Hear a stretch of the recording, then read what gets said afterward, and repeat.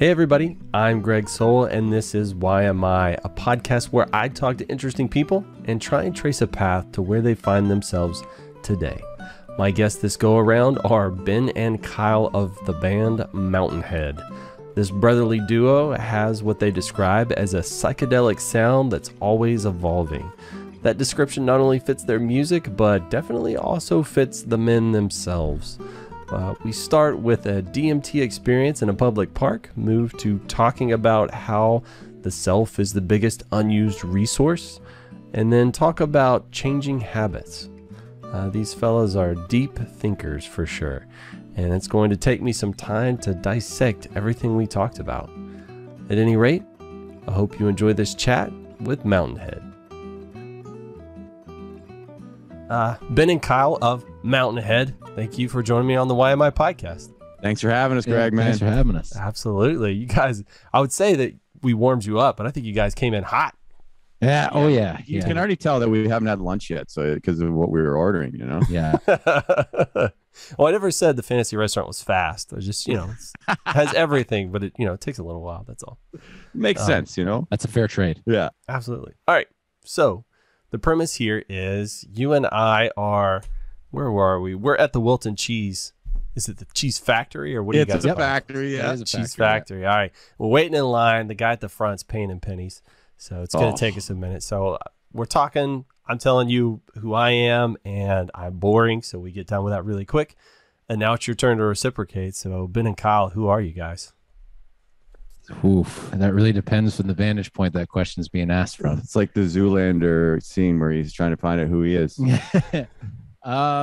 Well, I suppose if we're talking about our human incarnations, my name is Ben. This is my brother Kyle. Hi. We are in a psychedelic duo called Mountainhead.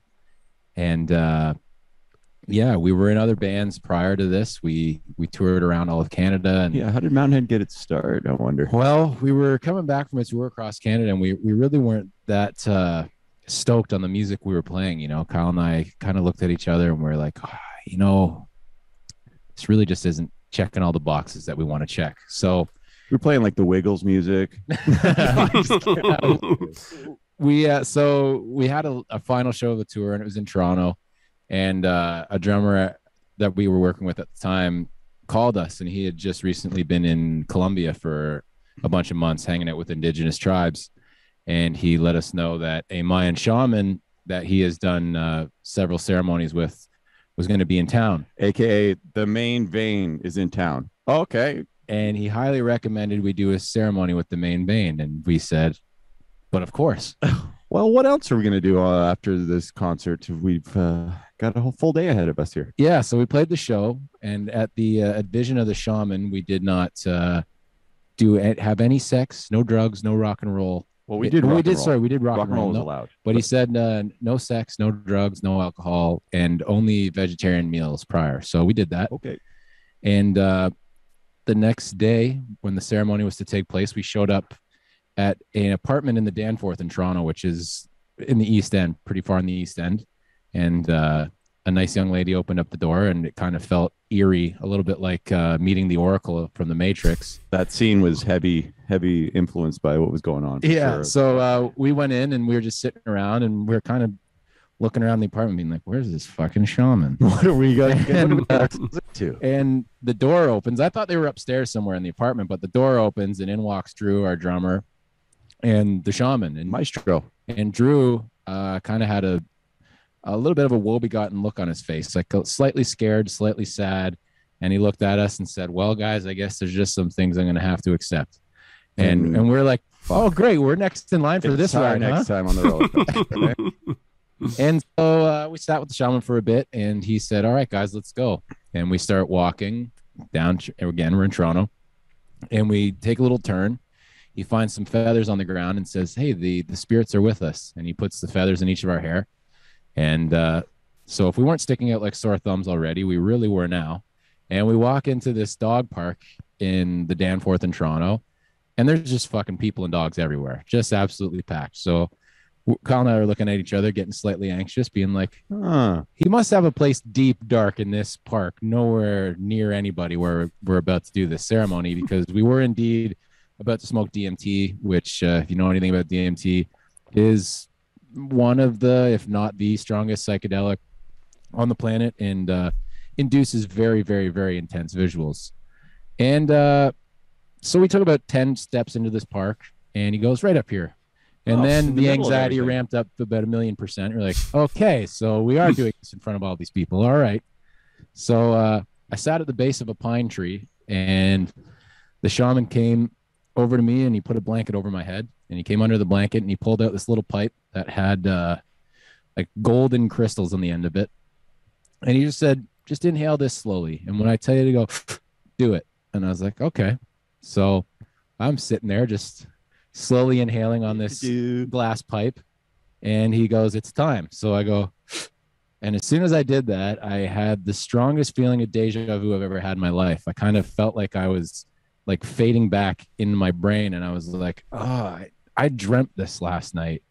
And then I like zoomed out even further, and I was like, oh, this is the only dream that ever was.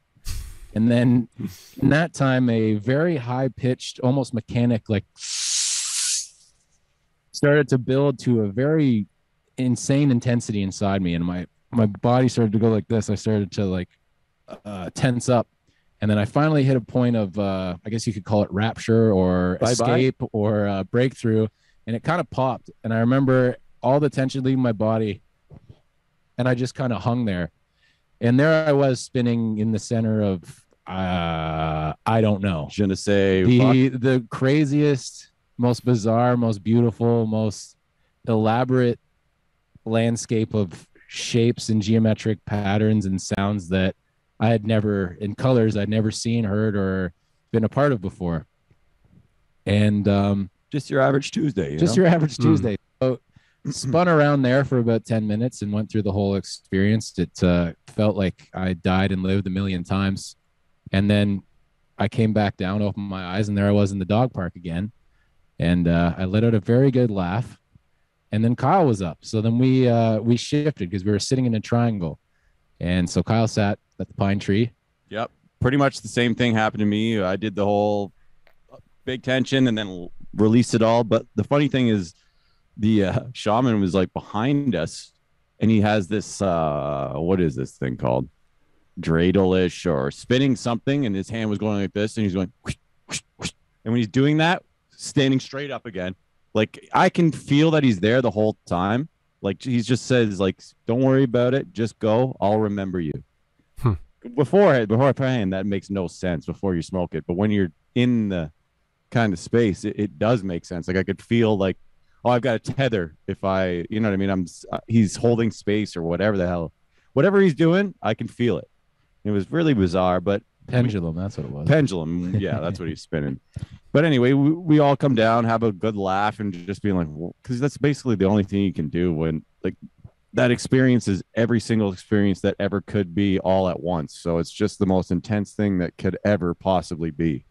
If there's DMT squared, I don't know about it. But yeah, the expression on people's faces when they smoke DMT, from my experience, is you're literally seeing the expression of everything possible on the human. It's like insane laughter, joy, terror, fear, acceptance, love, anxiety.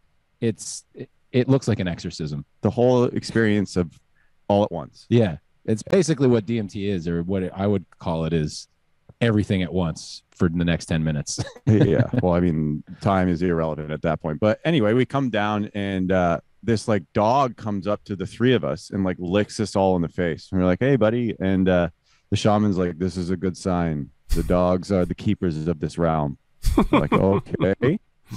And then he draws a line in the sand, literally, and goes, from this point on, you're born anew. Like, you don't even worry about anything anymore. Like, don't go look back anymore. It's a waste of time. He's like, forget everything that's ever happened in your life. This is your new birth. And so the Mountain Head thing, it wasn't called Mountain Head at the time, but it was like this push for Ben and I to kind of break off and do our own thing. It was always like looming in either of our heads, but we never like spoke about it. And so at that point, we were like, all right, both of us know what to do. We just haven't spoke about it. Let's speak about it now. And it's time to form what we know we need to do. And from that point on, it was like kind of the origin stories of how this started to develop.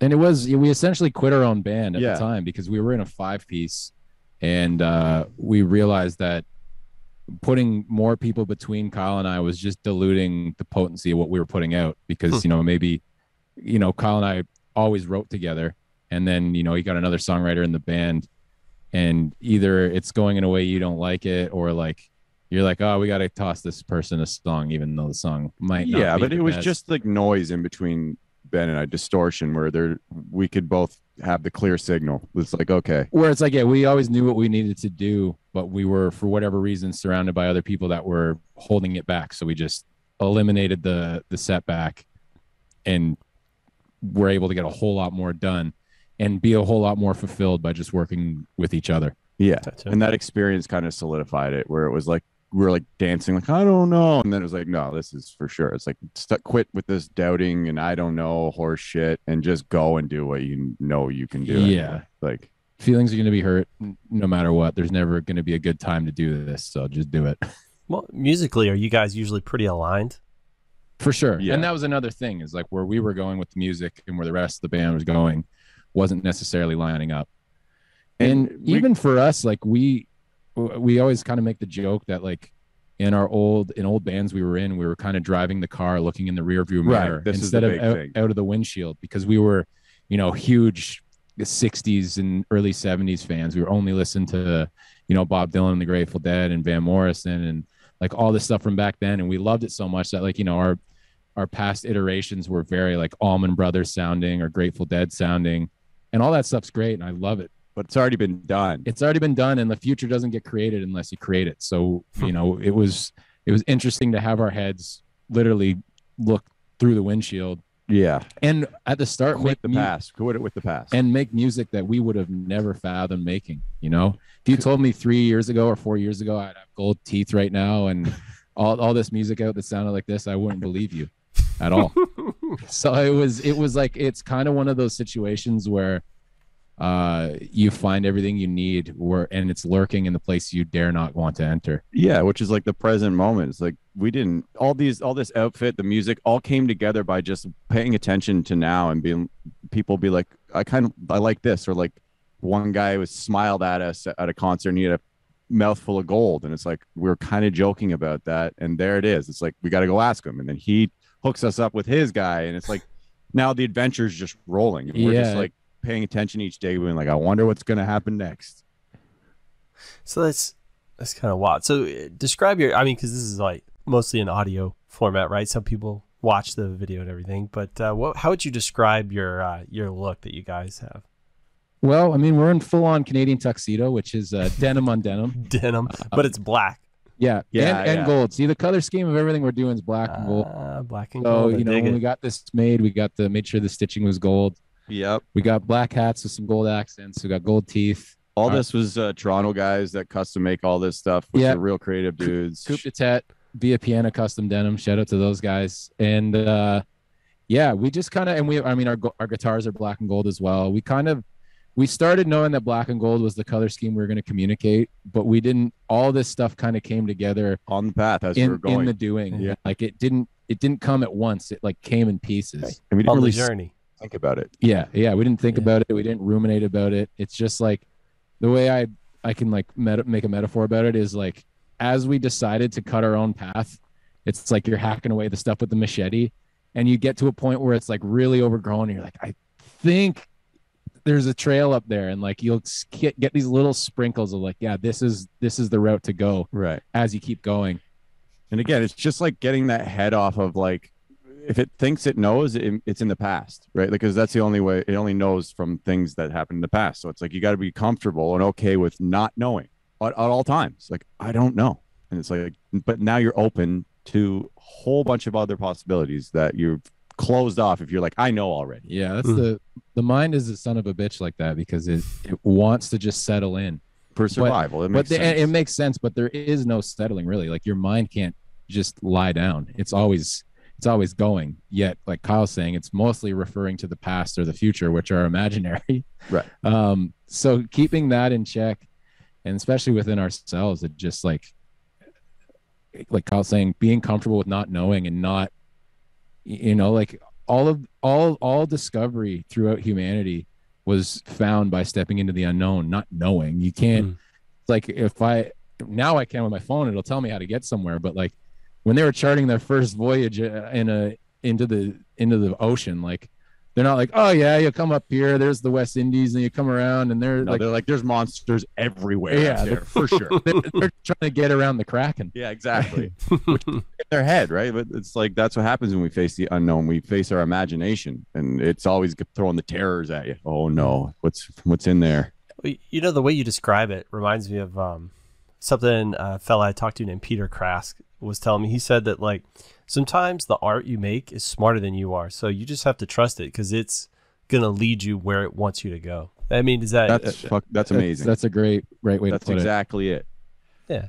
So and you guys are also, just you're like we're building, we're figuring it out as we go, and it's informing us how we need to look or the next piece of music or our sound. So it's just basically slowly telling you what it wants, huh? Exactly. And that's like the biggest thing we've learned is like if you can mitigate that anxiety, that knowing anxiety, and you're open, the ideas that are going to flow are going to be way better than anything you would have actively come up with, right? Because it changes your entire perception of what's going on inside your head. It's like I'm in charge of the ideas. I do these things. Rather than just being like, I don't know, like I'm just the conduit that these ideas are working through. Yeah. It completely changes your idea of yourself. Have the butterfly net.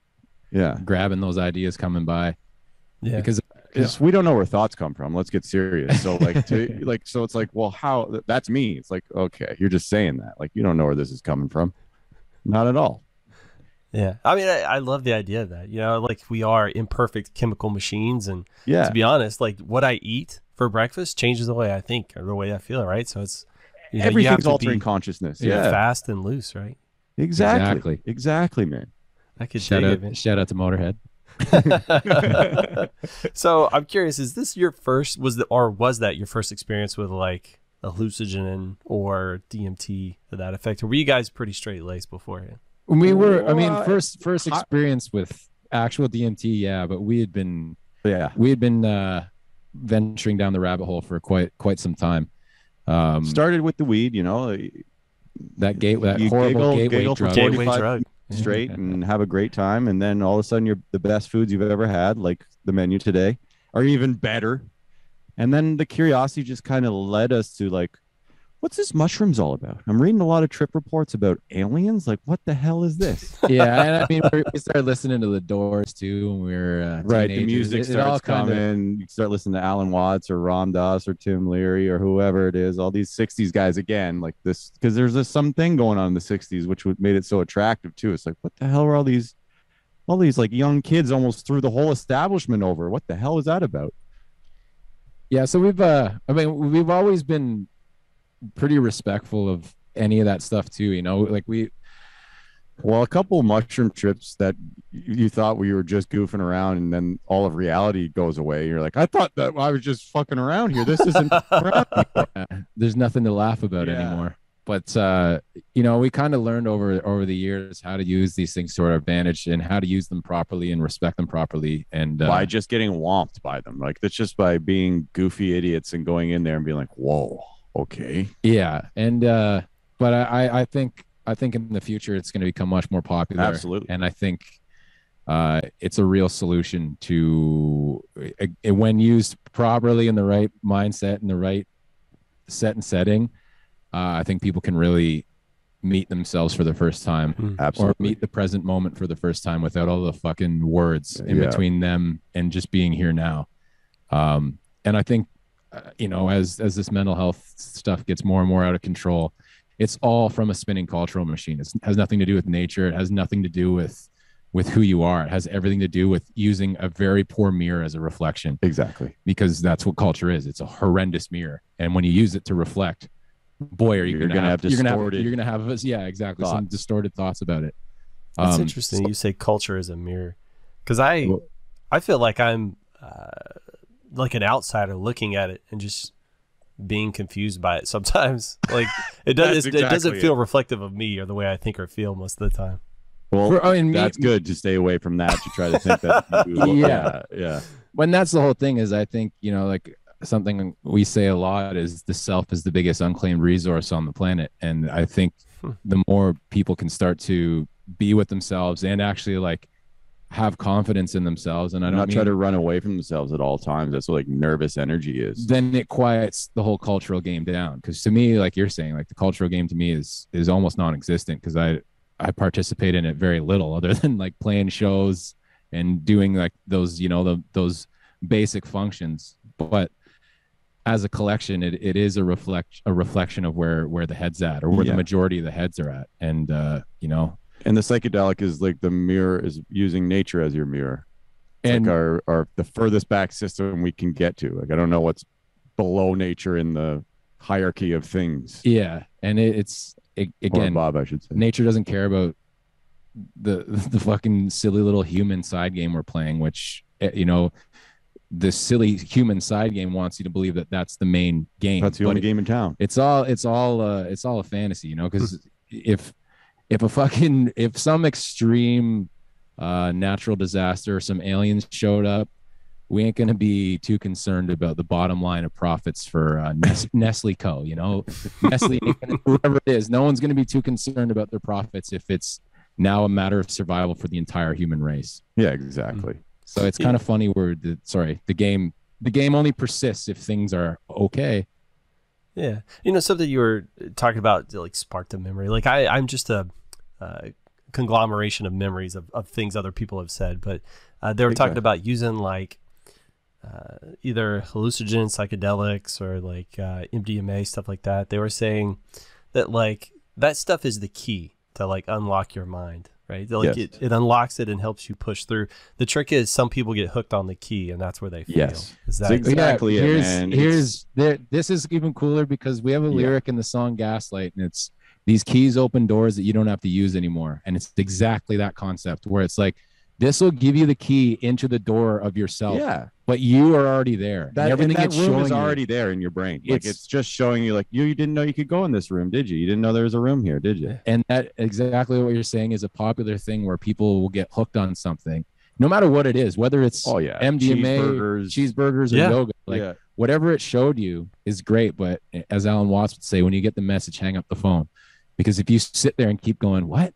Wait, what was it? Or you keep looking down the microscope, and you're only looking down the microscope now. It's like you forgot, but working at what you see in the microscope is the whole. That's where the work is. The integration is. That's where the human comes in and has to not skip the work, because it's not possible to skip it. You got to do it. And everyone's looking for that pill, and it's like, MDMA can come in pill form, but you're gonna have to apply everything that it shows you when it's out of your system. Yeah, these are just tools. You can build a house with the hammer, or you can just break your hand with it. It's up to you. You know what's interesting is you guys, you're big on like metaphors. Like you're huge on metaphors. Like I think you've dropped like 10 or 15 on me, which is funny because I am like such a visual person. Like, so I do that exact same thing all the time. And I'm curious, do you think that's what most of your music consists of? You guys just like breaking down concepts into metaphors? Yeah, that's pretty a good much. Call. Plus, I don't think you can get we're forced to use metaphors with the English language. Like it's as close as we can point directly. We can't point directly with language, but we can reflect. So I think metaphors are the only way to communicate. It's like however you're gonna ring a bell in someone else that's ringing the same bell in you. It's like, you know, the specific words. That's the connection. It's like, oh, you got that in your brain too, eh? Like, okay, there we go. That's the connection. But I would say all of our music, all of our songs are about the same thing, but that thing that we're trying to say is something that cannot be said. So which is hilarious. We do our best to dress the full concept of our understanding of life and reality into very much easier digestible pieces of information, and like, trying to use very simple words while doing so as well. It's like there's some quote that's like, artists use lies to tell the truth. It's something like that. It's like when we start using symbols and words and stuff, you're automatically can't point directly to the thing. It's like me pointing my finger to the moon, and then everyone's looking at my finger. It's like, no, I'm pointing it to somewhere. You got to look. You got to use that abstraction on yourself to look at what I'm pointing at, not the finger itself. So it's that's our game here on Earth, is this communication issue we have. We can't Bluetooth our brains directly yet. So we got this slow medium called language that is okay at getting there. Gotcha. So through your music, are you like excited to see people just resonate with your music or the message more? I mean, or do you just like it when people get anything out of it? Yeah, exactly, man. It's all one big rolling thing. And basically it's like not to let the mind settle anywhere. Like just because that's another thing is like, we're like, oh yeah, I know what that is already. Oh, that's just we get this all the time. Oh, that's ZZ Top up there. It's like where people need to like, again, go ahead and know. They're like, what is, oh, that's just ZZ Top. But it's like, if you can keep it floating where it's like, I don't know, keep mine guessing. I don't know. Then it keeps floating and doesn't conclude anywhere. Say, this is what reality is. That's what that is.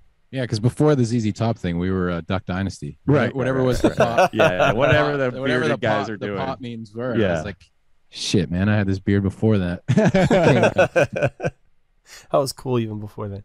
So something you mentioned earlier is like your musical influences, the stuff you guys really liked you were doing before, and it sounds like a lot of the way you think kind of comes out of like that 60s mentality. Or do you think maybe you have like a nostalgia for the 60s, or maybe like a kind of a romantic vision? Well, I'm sure it's romanticized because, you know, it's I think everyone tends to dress certain areas in a golden light, or they tend to dress the Probably future. just born 50 years ago. Yeah, tend to dress the future in a golden light. I definitely dig what they had going on back there, and I obviously dig the music the most. It's the psychedelic thing too, and that crazy burst of creation, like this insane leap of creative. It was almost like the 60s or the 50s were black and white television, then all of a sudden like color came everywhere into the world. Yeah, but I definitely think there was a lot of flaws back then in how they did things, and I think you know, the whole hippie movement was flexed a little too hard to the opposite side, which tends to be, again, the issue, especially in the West here, of these polarities where it's like the pendulum swings. Instead of balancing the boat, we keep running to either end of the boat, and it just persists the rocking. Yeah, exactly. But yeah, I mean, the music the most, and like Kyle's saying, it's just like that outburst of creativity and like that first burst of color, the first like smell of spring almost. If we were talking about it in those terms. But I definitely think we have the tools and the ability and the mindset to do something similar to that, but much better. And I'm talking just the whole human race. I think we could come to a more balanced area of peace, and instead of having to shoot daisies at people. And again, I would do that, but I think it's like the 60s is an era to look at bringing more of the human spirit into day-to-day life, and not have profit be the bottom line for everything. Because if anyone runs the numbers long enough, corporations, you're all going to be out of business, because there'll be nothing to consume. There will be no consumer, because we're going to ruin everything in the name of profits, including ourselves. And I'm not knocking success. I'm not knocking hard work, and I'm not knocking organization, because if you can organize yourself on this planet, you're doing well. But what are you knocking? Just an infinite game on a finite planet? It seems silly. Yeah, you can't play an infinite game on a finite planet, guys and girls, and all. That's why we're going in the Digiverse, because then it's all just computer code, and you can just have unlimited everything. Yeah, I feel like that's where we're at now. Is like we're at the point where we need to simulate scarcity, because either I don't know when, but soon enough everything's going to be accessible, and there's nothing wrong with that. But I feel like you wouldn't download a car, would you? That's coming. But it's like, say, Bitcoin. Like there's 21 million Bitcoin that'll ever exist, so that's a simulated scarcity right there. Where I know in Canada and the States they like to print that money left, right, and center with absolutely no recourse or repercussion. So, you know, even a simulated scarcity is better than complete nothingness, or just like an endless printing machine that just slowly devalues everything everyone's been working their whole life for.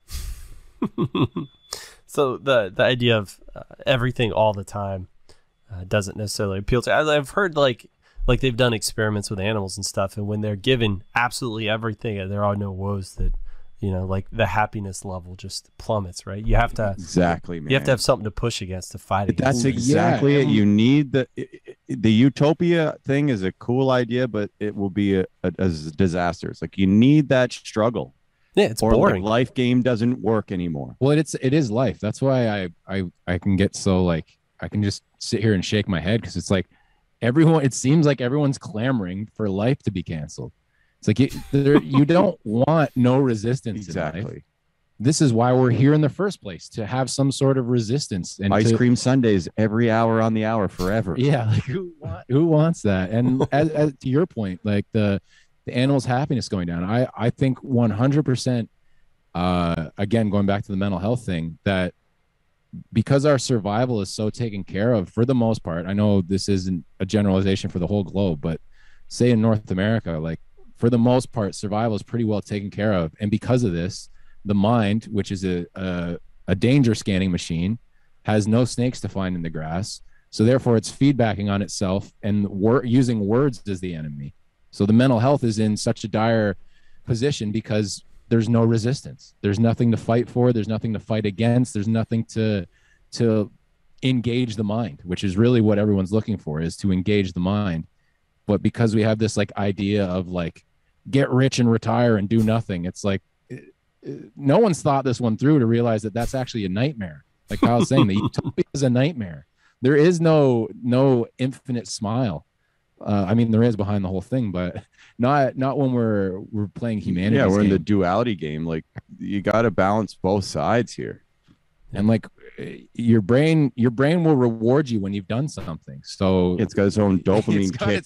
It's built in. Yeah, you have to use the system. You can't sit there in bed all day and complain about being depressed, because you are going to be depressed.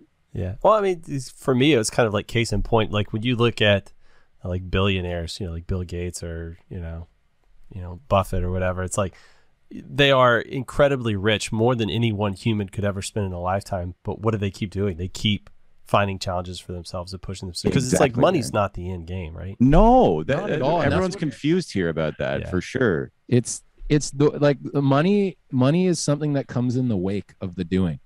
The doing is what needs to be set up, and if the doing is what you want to do, then the wake's going to be fine. You don't have to worry about that. It's like we've got our aims all fucked up a bit here. We're shooting the arrow into the dirt, wondering why it's not hitting the target. Yeah. Yeah. Well, I remember when I was really, really poor, like growing up as poor and stuff, and it really sucks when you don't have it. But then once you get to a certain level of comfort, it's you're like, I mean, what next, right? It's like, what measuring stick do I measure myself against? And a lot of people, do that with wealth, or with how many sales you get or something, right? Everybody's got to define that, and I think a lot of people just pick the wrong things to measure themselves against. And to me, that's a big part of mental health right now, right? Exactly. Expectations. And just choosing. It's like I've been thinking a lot lately, where it's like people are chasing this carrot that's being dangled infinitely in front of them, and not often does someone stop to think, I don't even fucking like carrots. And that's kind of how I think about the whole thing, is like, it's the prize that's being dangled in front of you ain't worth the work you're putting in it. And like, I just find if people, and I know again, the scenarios where this could vary are infinite, but like, if people choose themselves first, I don't think there's much that can stop them. And there's going to be some very bumpy turbulence off the start and at different times. But if you can weather that storm, I think, again, that wake will be there to support you, to help push the boat if you run out of gas, Yeah. Well, it's something I've always heard, and I truly believe is if there are no constraints, there is no creativity, right? So like if you're given unlimited resources, unlimited time, exactly, right? There's you're never going to come up with a cool, changing, life-changing, life-altering sort of method of doing something. So what do you guys have as constraints for you, like in what you're doing right now? Like, what are your constraints? It's funny, as you're saying, I was just thinking, I was like, we simulate scarcity all the same as well, where, because we're our own label, And, you know, we've got management and agents and all that, and they've got timelines to work under. But when it comes to creation and releasing music, it's all on us. So we have recognized many times that if you give yourself that infinite runway, you're just going to say fuck it. You're just going to say fuck it for a long time. So we always, and we're still working at it more and more, is just like giving ourselves deadlines and sticking to it for no other reason other than like we need to get it done.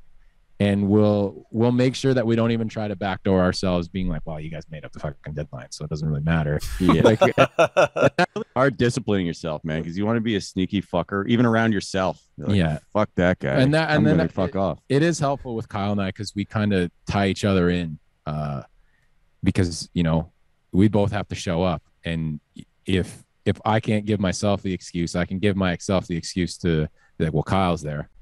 And vice versa, or like, you know, just holding each other into the project to make sure it stays spinning. So you're keeping each other accountable then. Exactly. And like that's the whole thing to like, again, Ben saying this is like all this resistance is gonna come mostly in the form in the mind.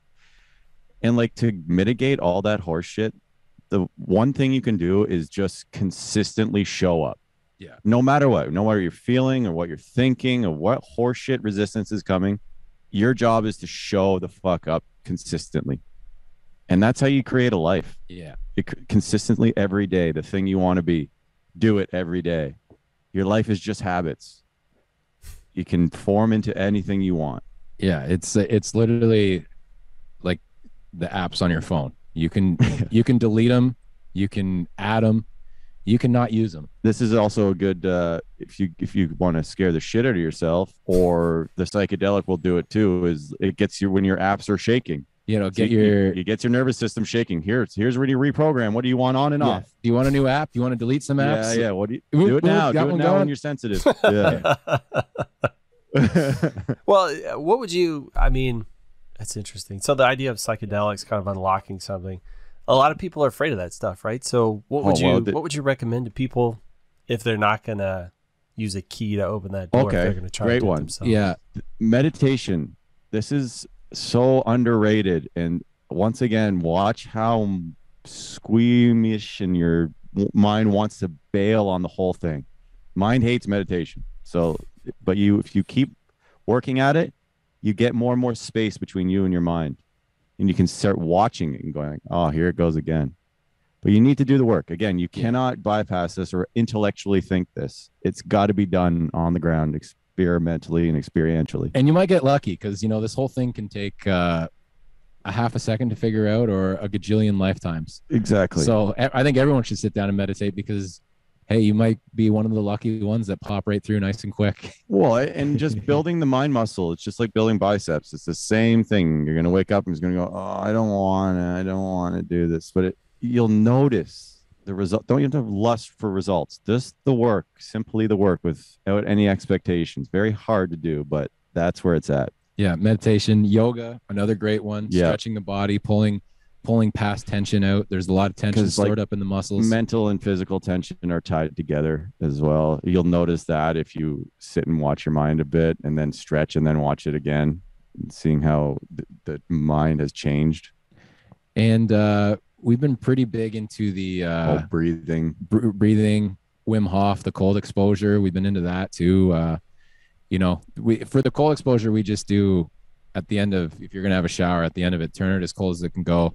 Start with 5 seconds, but build up your resilience because, you know, we'll sit in there for 3, 5, 6 minutes. But didn't start there. That's for damn sure. I was screaming as loud as I could the first time I did that, man. Well, the thing is, like, we've been doing the cold exposure basically every day for more than a year. And, you know, I did it before this podcast. And, like, the funny thing is after over a year of doing it, my mind is still in there trying to cut deals with don't me do it. to Don't not do it today. And every time I just, but it's a good experiment to like show you that you can walk through the words that are being said in your head. Right. Because my mind is saying no, and I take my hand and I turn it cold. It's like I decided to override that messaging, and that messaging comes up a lot. This is important to know that you can with do all this. of us. Yeah. Even with things we love, you know, like I've been playing sitar for years and study sitar with like a proper teacher. But at times it's like to just go there and sit down with it. Why don't you just eat a bunch of cookies? There'll be all instead, this dude? resistance, and then I sit down and I'll play for 3 hours and be completely blissed out. It's just like that transition. Thinking about things really muddles it all up. Yeah, it really does. It's, again, Nike told us, just do it. And like it's true, because the more you can override that son of a bitch that's trying to keep you in your little comfort program, the better at it you get. Yeah. And the more mobile you become, free you become inside. Well, when you're hearing it, like you're in the moment, you're at your head towards the end of your shower.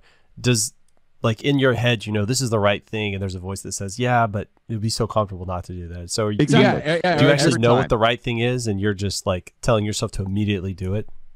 Yeah. And then once that cold water hits too, you no longer are thinking anything at all, except that the water is freezing. Exactly. Yeah. That's what it gets your mind to a one-pointed, just paying attention rather than scattered all over the place. I gotcha. Is that the goal of meditation, or the cold exposure stuff, is to just focus your mind on like one single thing? Or just like, it's like, how often do you pay attention to your nose or your left foot all day? It's like, it's all there, but it's just like we put a lot of attention into the mind. And so it's taking a lot of attention that it doesn't need to be taken. It's like almost like you leave it alone, as if it's clouds passing in the sky. You don't try to form the clouds to what you want. You just let them pass. And I would say the main thing is like trying to get to a neutral mind space as much as possible, and trying to find ways to keep it there, because the mind's always going to be the mind. It's never going to not do its function. Right. So finding ways to mitigate its dance, I suppose, is what we've been interested in. And we've found that in most cases, with most of anything, it's like sitting down and shutting up is the answer. Like you don't try to. It's the last thing we want to do too. Huh? It's like that Alan Watts quote, like the best way to clear muddy water is leave it alone. Yeah. But yet most of us will be in there doing this, trying to stop it. I'll iron this out, and it's just like makes it way more of a mess. And this is most of the stuff is like ourselves getting in our own way. And then it's the mind watching the patterns and going like, oh, I'm not going to get in the way of this time. We've also let it spin. Yeah. We've also found that like, especially post like Kundalini yoga and breathing and stuff. It's a pretty good way to put yourself into a very right creative space.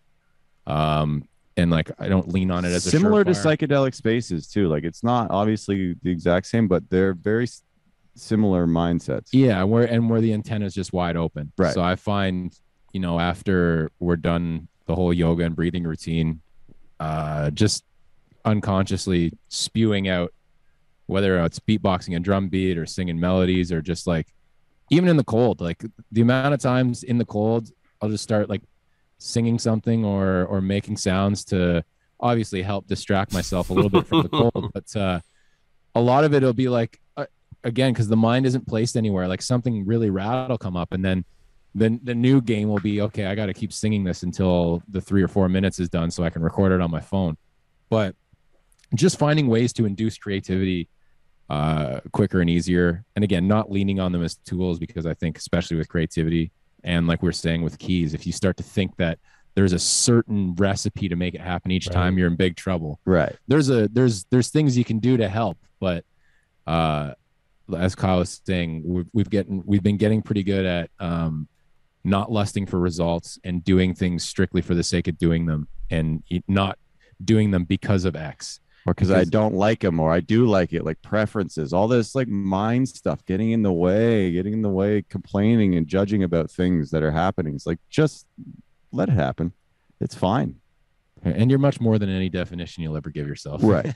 Even though mine's right there trying to describe every single thing to you in language, in an English language or whatever language you have. So it's limited to that. So it's very small perception we're getting from that describing mind or analyzing mind or intellect. Well, that's a really funny one. Again, if you tell anyone or realize yourself that your thinking or your mind is in whatever language you know, and then right then and there you can realize how limited you are because you're limited by language, which is an interesting thing to think about. If you're going to put this thing on the pedestal of of believing everything and it is gospel, yet it is only using a bunch of grunts that have been downloaded into us from the culture. It's like someone chirps you in Spanish, you're just going to look at them like, oh, okay. If you no don't, offense, because you don't know the if meaning. You don't of know any of Spanish. that. Yeah, it's like I saw Selma Hayek saying something like that, and I was like, well, if that isn't one of the most brilliant things I've ever heard, is like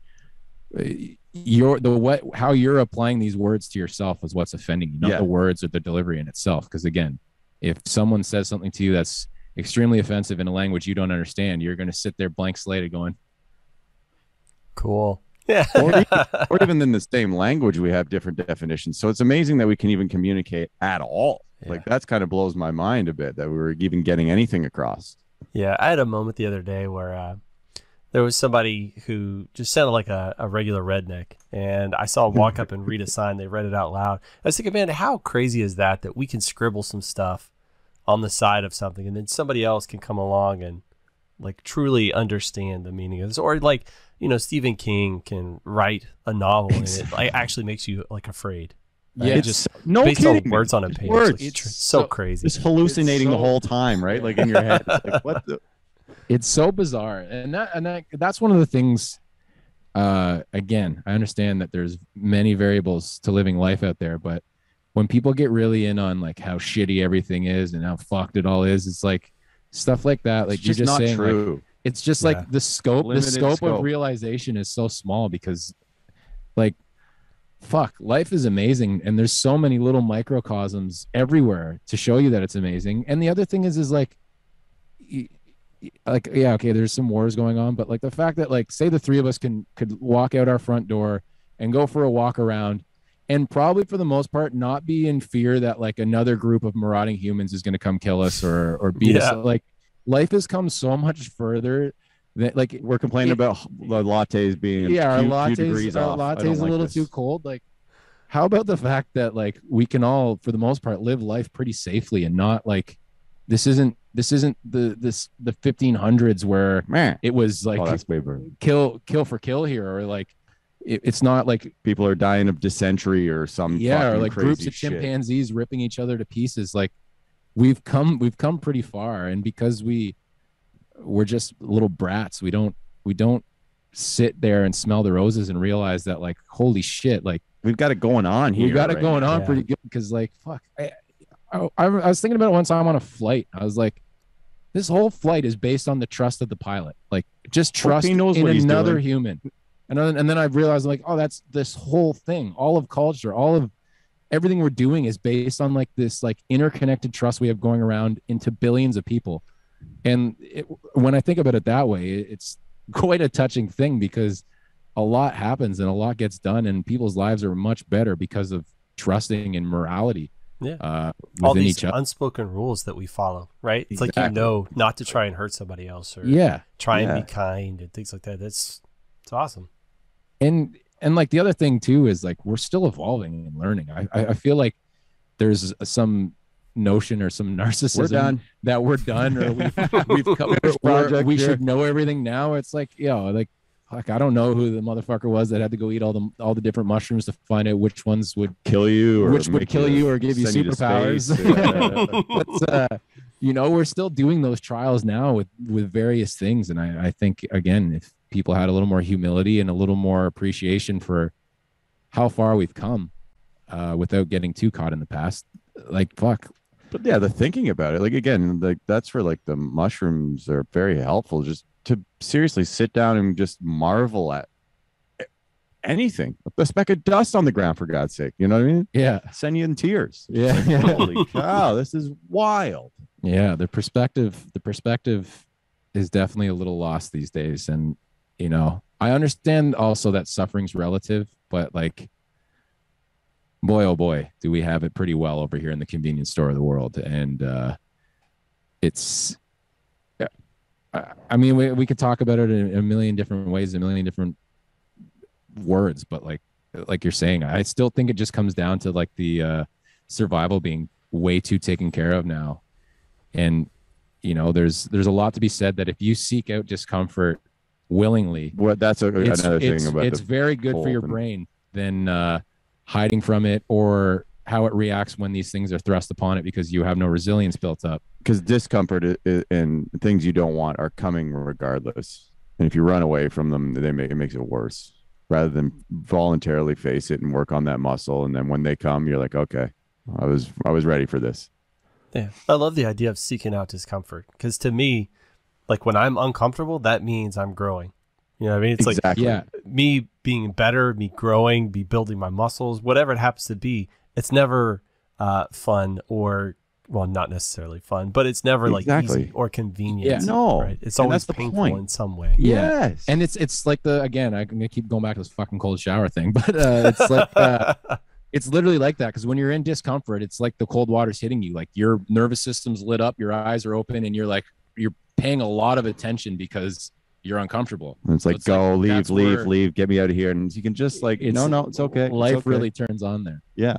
And it's like, it's so funny that like cliche, like life begins where you're the edge of your comfort zone. And it's like, it's literally true. Yeah.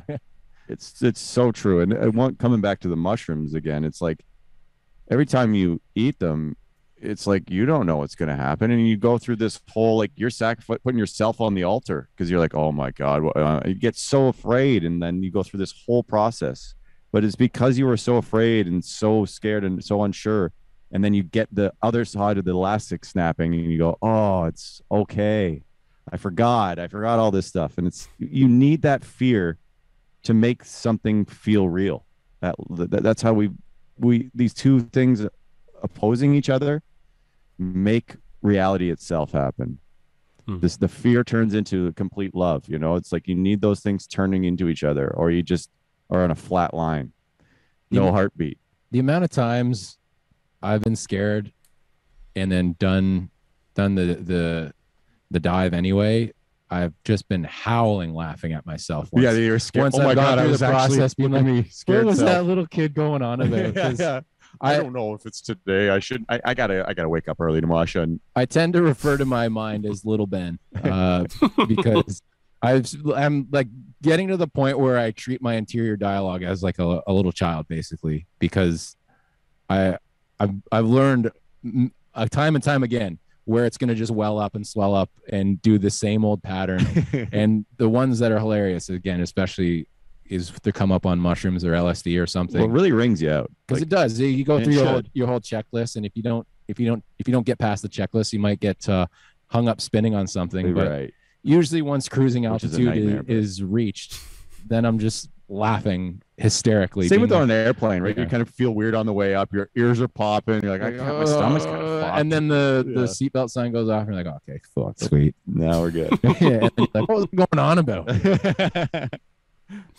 Oh man, well, you guys are kind of like walking, talking fortune cookies. But I'm curious, like, what were like little Ben and little Kyle like? I'm assuming this wasn't you, like as kids, right? Like traditional brothers beating each other up and stuff. Yeah, it's kind of funny. It didn't hit me till a few weeks ago because we just started doing our podcast, which is not a podcast.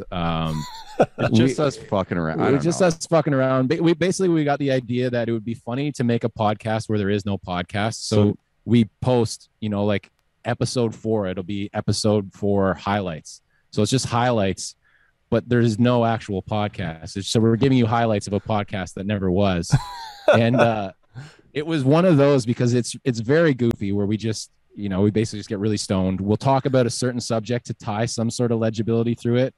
And then the chaos just ensues. And this kind of just happened naturally. But what I realized one of those episodes was I was like, man, we're literally just joking about the same way we did when we were like fucking 4 years old. Like the same specific brand of comedy where it's like both of us are just goofing around together. And it took me a while to realize that. I'm like, even the music, I'm like, this is still in the same vein as like when we were being like brothers when we were little kids, just in our own little like inside jokes kind of thing. So that was an interesting one, but we were very much traditional brothers growing up.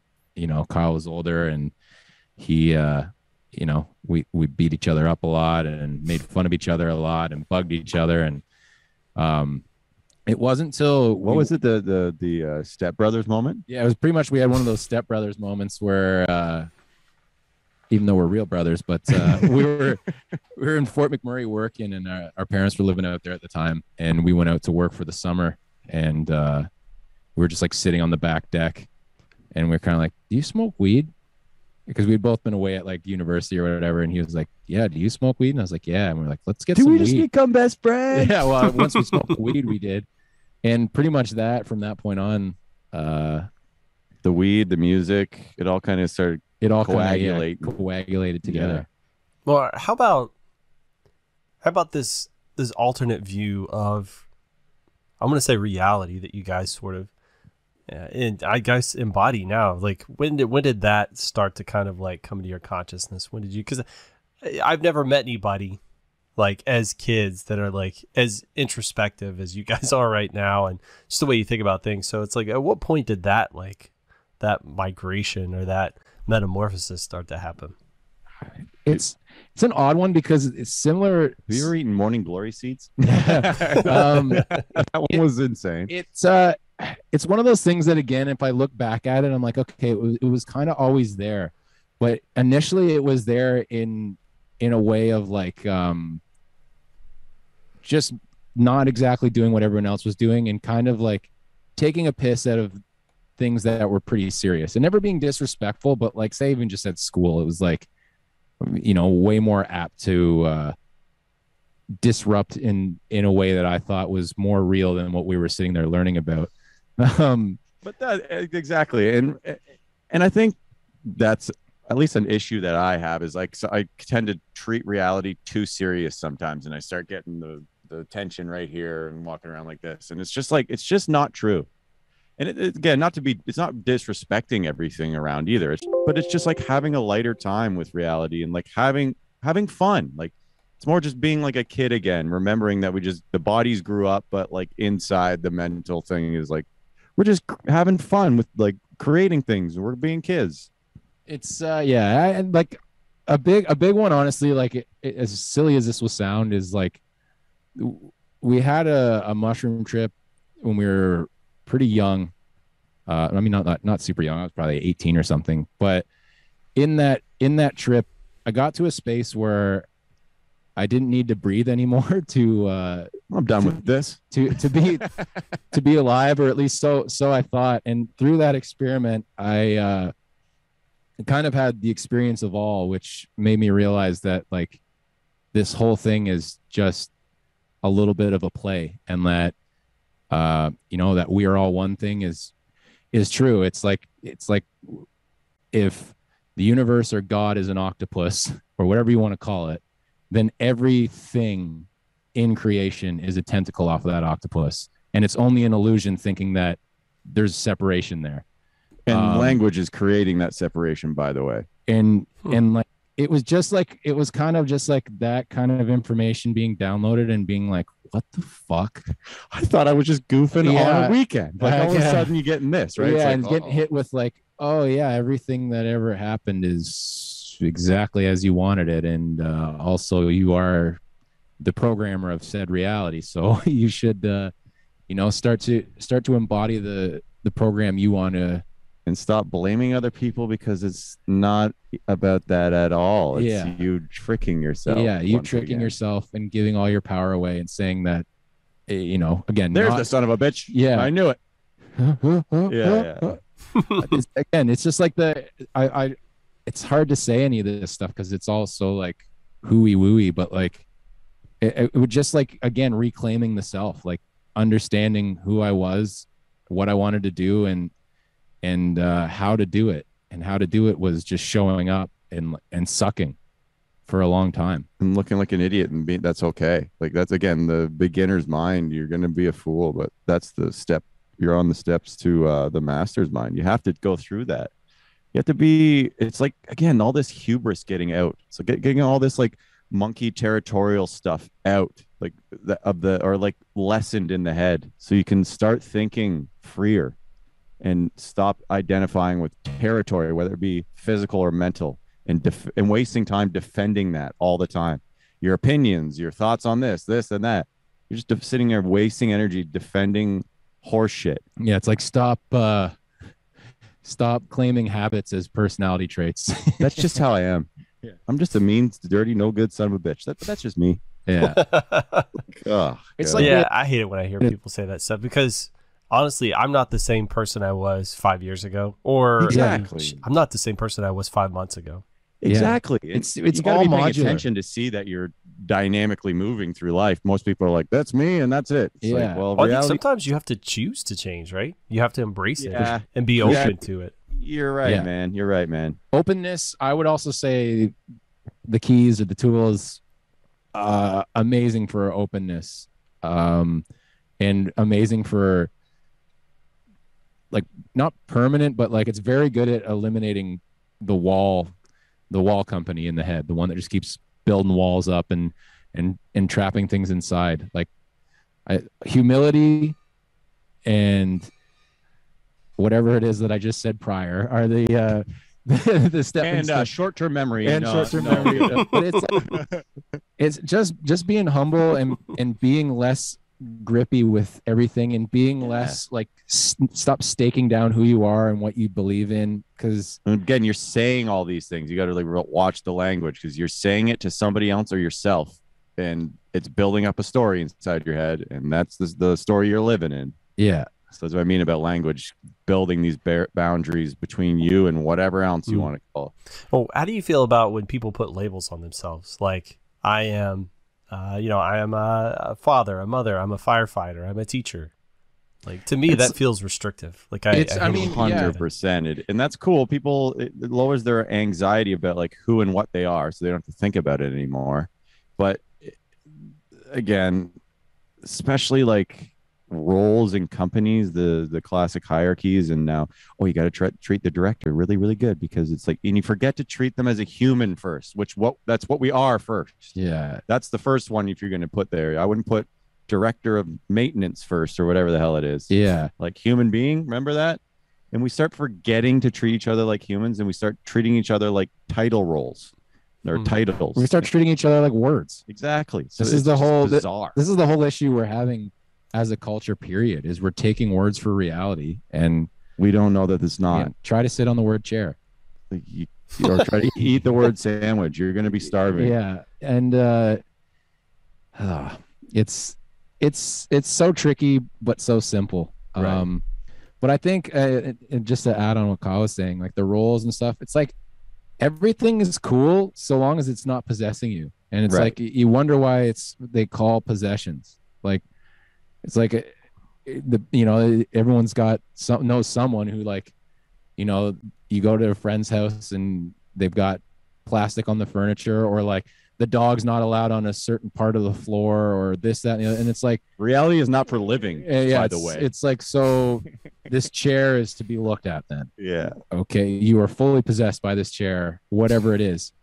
And like roles too. I mean, ideas can do this too. You right? can. This is worth bad as physical objects can. The movie Anger Management does this really well, where they're asking Adam Sandler, like, who are you? And he keeps referring to roles or words or names. Like, yes, that's fine. That's your name. I'm asking who you are. Well, I'm this. Yeah, that's your occupation. That's fine. I'm asking who you are. And which you can wreck anybody's day by doing this, because you'll never find the answer. Yeah, because any answer anyone's going to give you is just going to be words. It's just going to be words. And then if you keep trying to ask the definition of each word that is said, now we're infinitely looping in words. It's the compound interest right into I don't fucking know. Yeah, and that's fine. That's okay. A lot of people don't want to even say that. It's like, but that's the truth. Yeah, I mean, that's the closest I can get. Yeah, again, I think if you look at anything too hard, you've lost the point. And I think, again, many people tend to be looking for that surefire way, where I was saying earlier, like, I'm very skeptical to say, oh, this, and this will induce creativity. I know that through experience, it tends to lean that way, but to fully believe that, again, it's like, you gotta be, I keep saying you gotta, and I don't know why. The floating is much better than staking your feet into quicksand, because it's you staking your feet in that idea will consume you, just like a pile of quicksand. Where if you can remain floating and remain a little more anxious that you don't know, then perhaps all will be revealed to you. It's the paradox of if you want power, as soon as you give up that desire, you'll have all of it. And it's those paradoxes again and again. As soon as you stop looking, then you'll find, like all these like silly paradoxes are so true. Yeah. Mm. It's so funny. Like this makes me think of the Matrix, like where exactly Cypher's sitting there and he's eating dinner with Agent Smith, and he's like, "Why didn't I just take the other pill?" He's like, "Put me back in there. I don't want to know any of this stuff."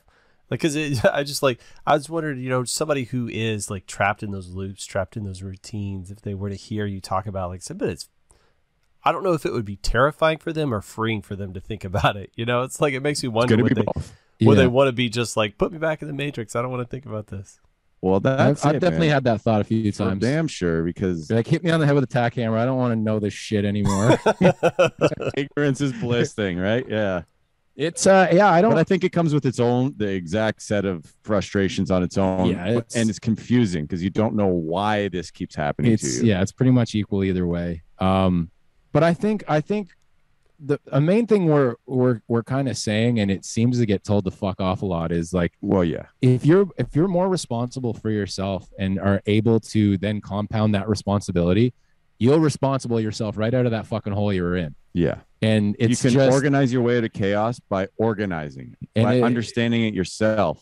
And that's how you spiral out of chaos. And it's just the fact that, like, I mean, in a lot of cases, people don't want to do anything. Like, COVID was a great excuse for people to be like, right, COVID, like, you can fuck off on everything. And I'm not going to say that I didn't use that card to my advantage at times, but like, let's party it down. If you're gonna hang your hat on that one until the day you die, everything was going good until COVID. It's like, and that's the mind again. Everything was going good until you found that infinite excuse you're gonna hold up at every corner as to why you never did what you wanted to do in life. And people are doing that with or without COVID. It's like, whatever the word is that's going to stop you from living your life. And then if someone tries to give you the key, you're going to tell them to fuck off, because that means that this structure you're standing on is now getting chipped away at the bottom. That's not there anyway. It's just you're using your head as an illusion machine to make it seem like it's there. Yeah, but you got to really be wanting to do this on your own, because, like Ben said, if you try to tell anybody this, they'll just rebel and get pissed and show you their teeth, and it's like, oh, okay, sorry, upset, emotional. We get it. It's emotional beings around here. It's like, what's that, Interstellar? Right. The TARS. He's like, I am only 85% truthful because humans are highly emotional creatures. I cannot be truthful. Can't be 100% honest. Like so the robot dials its truth back to 85% because it can talk to us. So it can, exactly.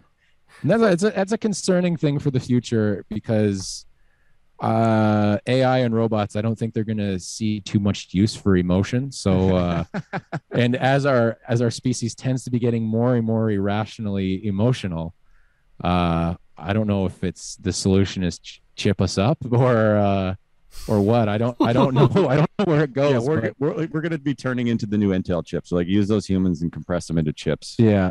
I don't know, man. I've been in IT for a really long time, and I've been around AI and stuff like that, and if you've seen the stuff I've seen, you wouldn't be worried at all. This stuff is trash.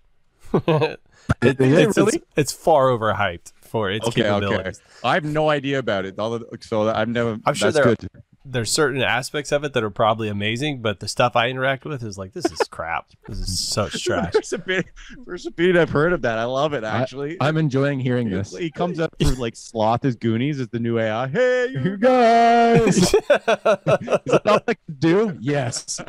Oh my gosh. Well, I mean, you've seen where like AI like tries to like interpret dreams or something like that. Like, this stuff's just bizarre, right? It's like the dog. Everything looks like a dog or something like that. Yeah, it's all terrible.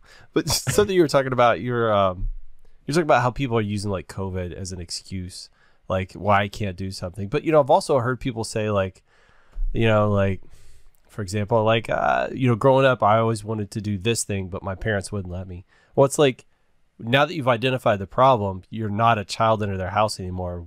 Why are you not doing that thing you've always wanted to do? Or why are you not trying this thing?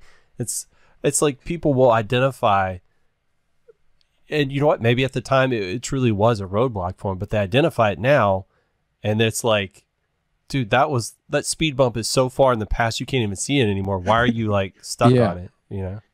It's wild. That. It's wild kidding, because, like you're saying, I think in that situation is like, Tim Leary was always avid on like updating your snapshots because like the impressions on your nervous system are old. So in that case, likely they've just never rationally addressed that feeling to talk themselves through it logically and be like, oh yeah, fuck it, like we can do it now, because that impression on the nervous system's still there and still strong. It's like the elephant thing. Yeah, there's this classic thing in Thailand where it's like again another great metaphor where when there's a baby elephant, they'll chain its leg and tie it to a stump, and by the time he's an adult, they remove the chain, but he doesn't leave the stump because he still thinks he's chained there. And it's like that kind of mind trick I think happens with people because the person still thinks they're chained to that stump, yet the chain's been removed for the last 20 years. It's just the habit, once again, of that thought. It keeps them there. And the only thing you can says do you're right, I can't move. Is walk through it. Is action can dominate words. But you have to get past it because a lot of people will say things and think they've done it. It sounds so stupid, but they, again, can't tell the difference between words and actions. You get hung up because you keep using the head to think out. Oh no, that wasn't okay. Oh, now I'm back in the loop. You gotta start walking through it because the words get you every time. Then you rationalize with words again, and then you feel bad about yourself with words again. It's just, it keeps going if you don't know that you can walk through these words. It seems so stupid, but I see that this is where we're hung up really badly. Man, all I know is I usually, what I'll do is like with these podcasts, I'll take like a 30-second snippet as like a little, like teaser for people. It's like, I don't know how I'm going to manage to pick my favorite 30 seconds. It's like been non-second 30-second snippets this whole conversation. This is wild. We have so many things started here. We've been trying to figure out better ways to relay this information to people. We're thinking, we figured that there needs to be a kid's book, but for adults.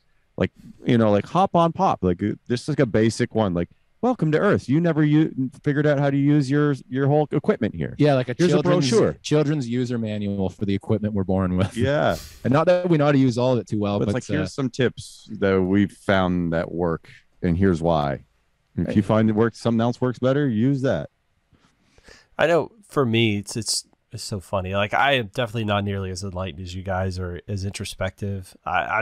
Everything you say resonates with me, though, and all of the metaphors you use really work. But awesome. That's very cool. For me, kind of one of the things I'd always looked at is like, I never realized that I was just a zombie staggering through life, and then me neither, dude. It happened about 12 years and like 6 months ago. It's because my wife, we had our second kid, and she went in the hospital, went into ICU for like 2 weeks, almost didn't come out, and then like immediately overnight after that, it's like I quit giving a shit about everything. Like all the things that seemed so important to me just were inconsequential. Like in material possessions, man, they mean absolutely nothing to me. Like I live so lean nowadays. So basically, I have this camera, this mic, and a laptop, and as long as I got my posse with me, it's like I don't care. Fucking right, man. You know what I mean? Absolutely.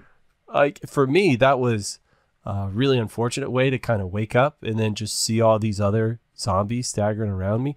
And I've always wondered, it's like, how do you, these people that are trapped, in the Matrix, is like, how do you wake them up?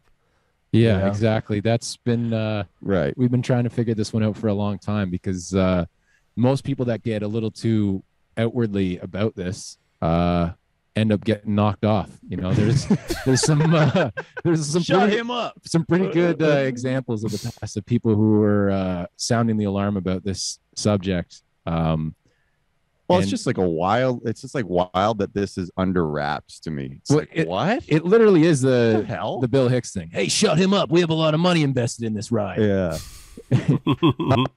I mean, for us, we're trying with music, and music's the best language I've found on this planet. I don't know any other languages, English and French, but like music is better than words to get through. Like, especially say like, hey, Carry On My Wayward Son by Kansas. And you're like, yeah, it's like now we both understand like a whole feeling or like, you know, you're a deadhead. It's like all of a sudden it's like we click on a whole other level. It's just music has that power, and it can transcend all language barriers. Like you can if some guy in Spain likes the Grateful Dead, it's like we understand each other at a different level now.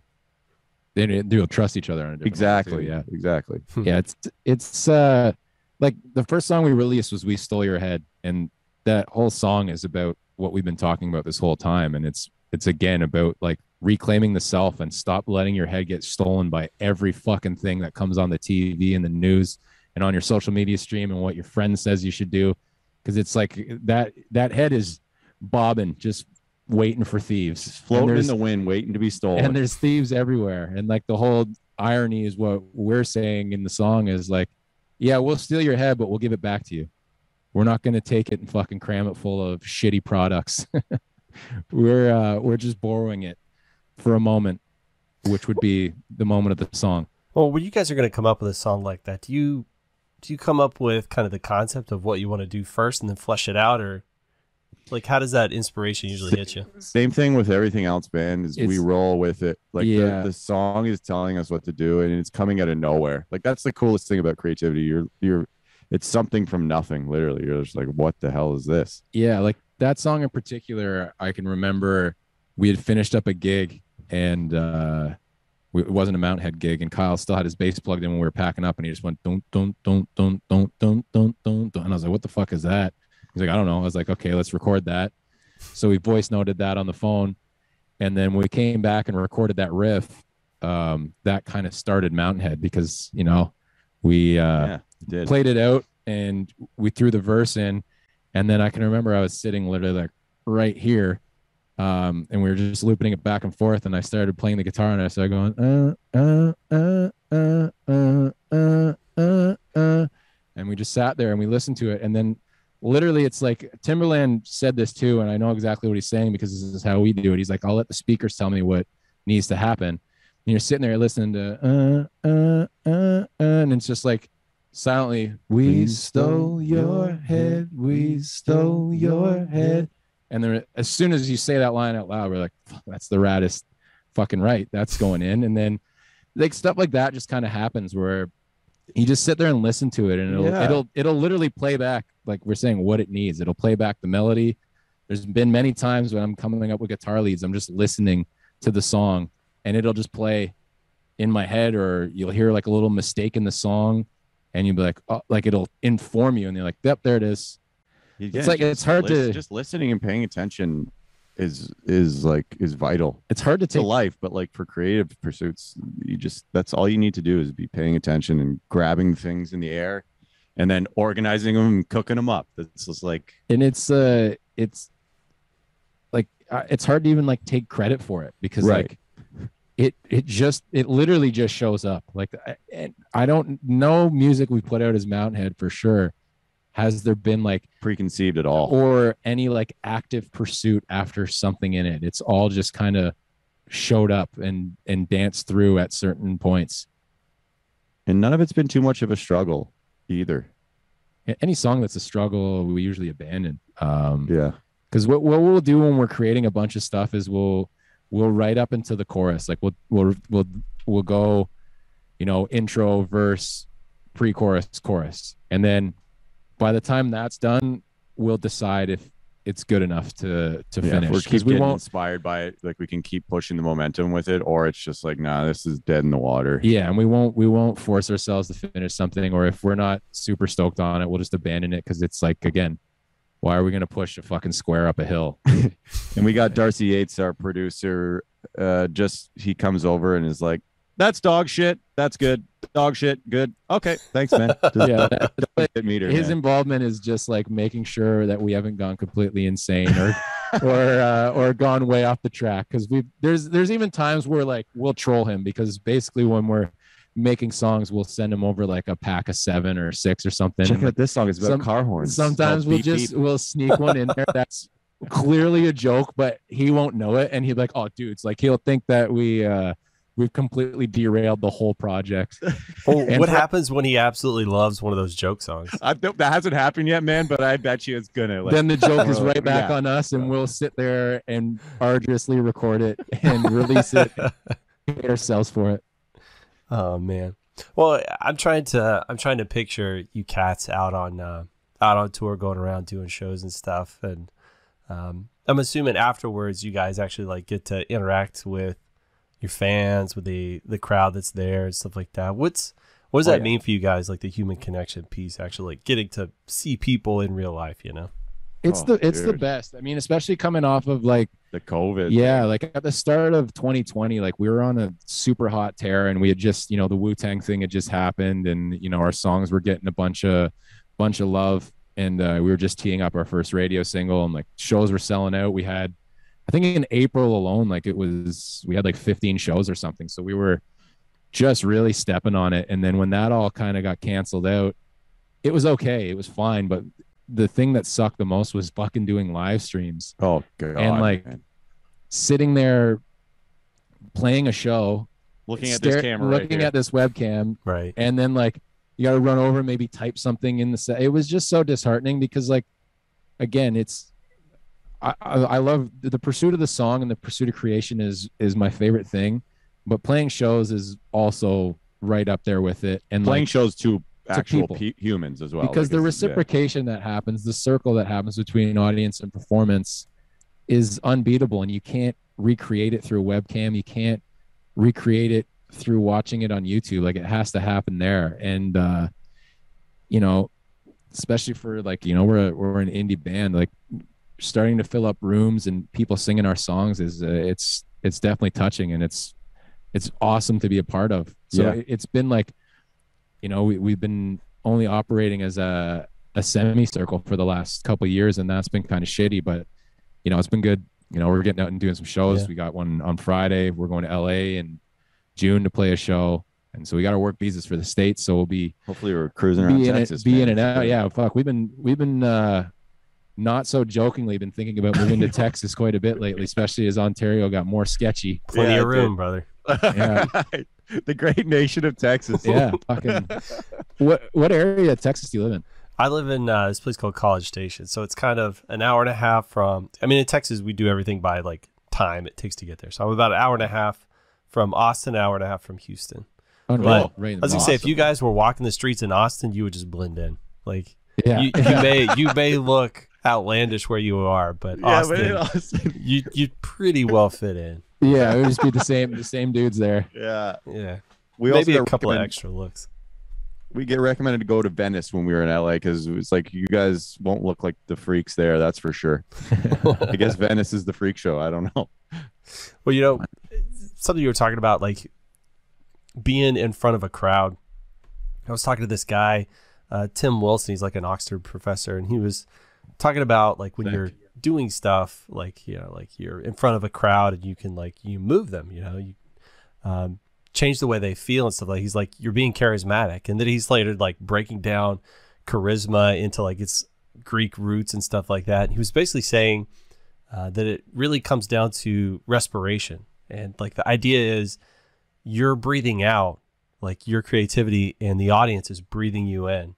And he said it's a two-way relationship, because they also breathe out back to you and you pull that into you, right? So it's Holy shit. It's like this two-way relationship. And I was like, fuck, that's so quantified how I feel when I'm like performing, like I'm up there doing something. I'm like, I'm literally, it's leaving my body and entering theirs, and then they're giving it back to me. So like the idea that it's one thing to do it over a live stream, because like part of my day job, right, is like I do workshops and stuff, and it's like I'm on these Zoom calls with 50 black squares, right?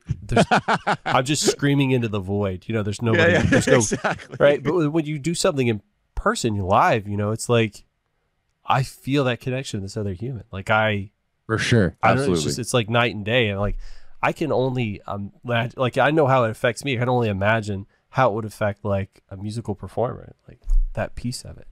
Yeah, it was just down stale. The void, it was just stale, and nothing back. Yeah. It makes you be like, well, why the fuck are we doing this? Yeah, like because it's again, like recording music's great. I fucking love it. And pursuing the creation of a song is my favorite thing. But again, if you're not, at least for us, it's like if you're not going out there and performing and putting it out there, it's kind of like, well, shit. Like what's the point? And not that the point is for any sort of result, but it's just like the doing of again, it. the other half of the coin is like performing and playing music is what got us into recording music. So if we can't play music, it was just an annoyance for sure. It wasn't a big deal. We didn't get disheartened. We didn't hang up our hats or call it a day. But it definitely, it's nice that we got some shows on the books because it's starting to feel like a caged animal. And it'd just be good to, just see people out and about again. Because this whole, just to remind you, there's life going on. I forgot when we were locked down for 2 years. Yeah, and I don't know how it went in Texas, but Ontario got it pretty fucking bad in terms of the lockdown. Like it kind of never happened here. Yeah, like here COVID sort of skipped the entire state. I don't know if you guys got that. Blew right. But we never really did anything as far as restrictions go. Well, I mean, and we came from the most over restricted, maybe in the whole world. It's like got to the point where like other countries are being like, Ontario, what's going on there? And we're like, yeah, fuck, we would like to know too. As well. Yeah. Because I'm sure you saw some of that trucker convoy stuff and all that, but like, I mean, that's where it got, is like people got so frustrated that nothing was happening that they went and parked cars in the downtown core of Ottawa and started honking their horns. And again, instead of the prime minister doing anything, he ran away. But we don't need to get into the politics. No, but again, like Ben's saying, just hanging out with people too, being like, hey, how's it going? Like after the show or whatever, what's up? It was cool. Like that's such a big thing about being human, is like we're very social. And when you cut that off, things get a little bit strange. It's like that's why they put the prisoners in confinement by themselves, because we know how to torture ourselves.